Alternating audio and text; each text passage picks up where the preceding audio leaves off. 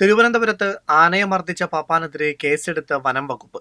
ഉള്ളൂർ ബാലസുബ്രഹ്മണ്യ ക്ഷേത്രത്തിലെ കാർത്തികേയൻ എന്ന ആനയെ മർദ്ദിച്ചതിലാണ് കേസ്. പാപ്പാൻ വിഷ്ണു ലഹരി ഉപയോഗിച്ച് ആനയെ മർദ്ദിച്ചുവെന്നായിരുന്നു പരാതി. ആനയെ മർദ്ദിക്കുന്ന ദൃശ്യങ്ങൾ കഴിഞ്ഞ ദിവസങ്ങളിൽ വ്യാപകമായി പ്രചരിച്ചിരുന്നു. നാട്ടാന പരിപാലന ചട്ടപ്രകാരമാണ് വനം വകുപ്പ് കേസെടുത്തത്.